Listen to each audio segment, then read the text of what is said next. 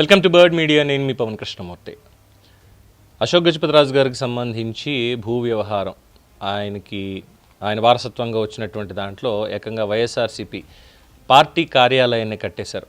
అది వాళ్ళ వారసత్వం కాదు, అది ప్రభుత్వ భూమి అని చెప్పి దాదాపు ఎకరన్నర ఎంతో దాంట్లో అది వివాదం నడుస్తున్న నేపథ్యంలో అశోక్ గజపతిరాజు గారు కంప్లైంట్ ఇవ్వడం, మొత్తం సర్వేలు ఇవన్నీ చూసి అప్పట్లో ఉన్నటువంటి ఎంఆర్ఓ మొత్తం అంతా కూడా మార్చేసి ఈవెన్ మన విజయనగరం కలెక్టర్ తోటి దాని సర్క్యులర్ కూడా ఇప్పించేసి వైఎస్ఆర్సీపీకి 33 ఏళ్ల పాటు లీజుకి కట్టబెట్టేశారు వాళ్ళ కార్యాలయాన్ని నిర్మించుకోవడానికి. అందులో నిర్మించేశారు. ఇప్పుడు దానికి సంబంధించినటువంటి వివరాలన్నీ బయటకు వస్తున్నాయి.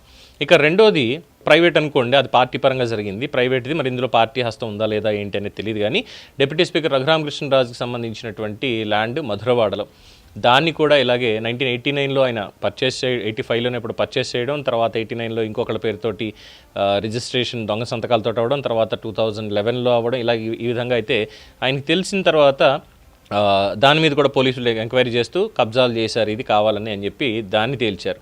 మొత్తం ప్రభుత్వ స్థలాల పేరుతోటి ఇంకో దాంతో మొత్తం అన్ని జిల్లాల్లో కూడా ప్రభుత్వ కార్యాలయాలలాగే వీళ్ళ పార్టీ కార్యాలయాల కోసం భూములు ఏ విధంగా చేశారు, అలాగే అటవీ భూముల్ని సజ్జల రామకృష్ణారెడ్డి, పెద్దిరెడ్డి రామచంద్రారెడ్డి ఫ్యామిలీ ఏ విధంగా కబ్జా చేశారో ఇవన్నీ కూడా లెక్కలతో సైతం బయటకు వస్తుంటే ఈసారి కడప నేతల్లో కూడా ఇలాంటిదే ఉంది. కడప జిల్లాలో కూడా వైఎస్ఆర్సీపీ ప్రభుత్వ హయాంలో కడప జిల్లాలో చోటు చేసుకున్నటువంటి భూ వ్యవహారాలు ఒక్కొక్కటిగా ఆధారాలతోటి వెలుగులోకి వస్తున్నాయి.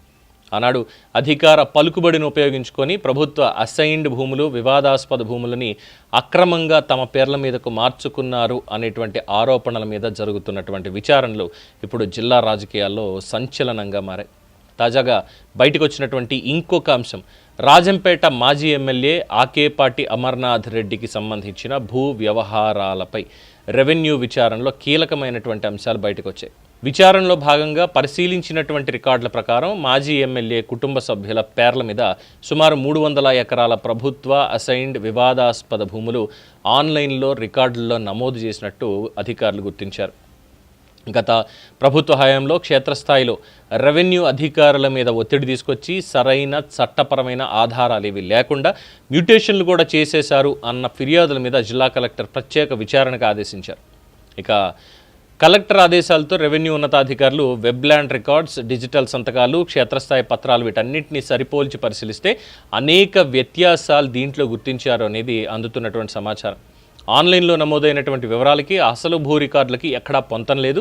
వెబ్ ల్యాండ్ పోర్టల్లో మార్పులు చేసేసి కుటుంబ సభ్యుల పేర్లతో నమోదు చేసినట్టుగా విచారణలో గుర్తించారు. మొత్తం 350 ఎకరాల ఈ వివాదాస్పద వ్యవహారంలో ప్రభుత్వ భూములు, అసైన్డ్ భూములు, చుక్కల భూములు, నిషేధిత భూములు ఇవన్నీ కూడా ఉన్నట్లు అధికార వర్గాలు పేర్కొంటున్నాయి.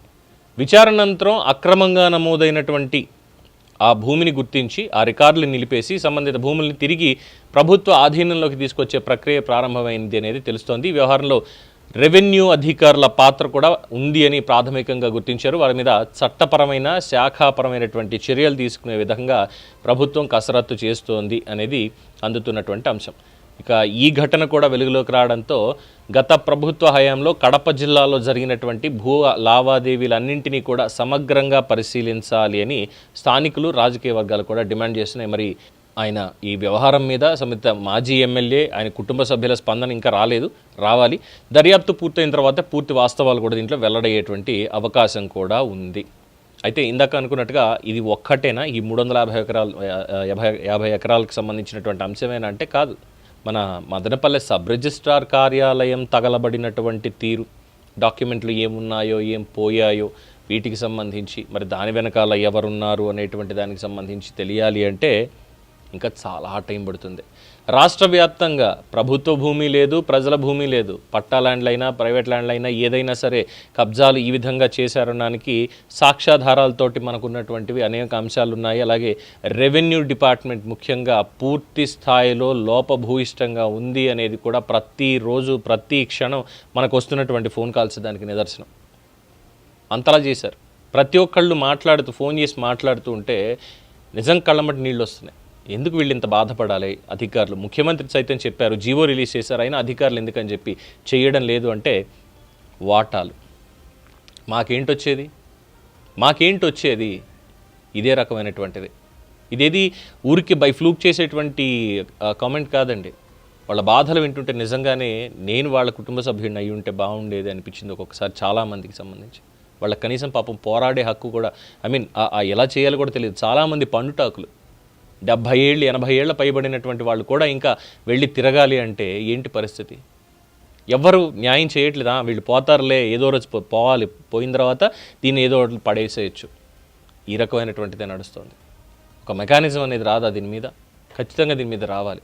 ఇది రాజకీయ కబ్జాలు చేశారా లేదంటే ఇంకోట, ఇవన్నీ కూడా కాదు, న్యాయం జరగాలి వీళ్ళందరికీ కూడా. సో అధికారాన్ని అడ్డం పెట్టుకుని ఆనాడు ఈ రకమైనటువంటి పనులు రాష్ట్ర వ్యాప్తంగా జరిగడంలో ఏమాత్రం అతిశయోక్తి లేదు. ఇది ఇంకొక దోపిడీకి సంబంధించినటువంటి అంశం. దీని మీద మీ అభిప్రాయం తెలియచేయండి. చూస్తూనే ఉండండి ది బర్డ్ మీడియా. ఈ వీడియో మీకు నచ్చినట్లయితే లైక్ చేయండి, షేర్ చేయండి, సబ్స్క్రైబ్ చేయండి. మరిన్ని అప్డేట్ల కోసం మా వాట్సాప్ ఛానల్ను ఫాలో చేయండి.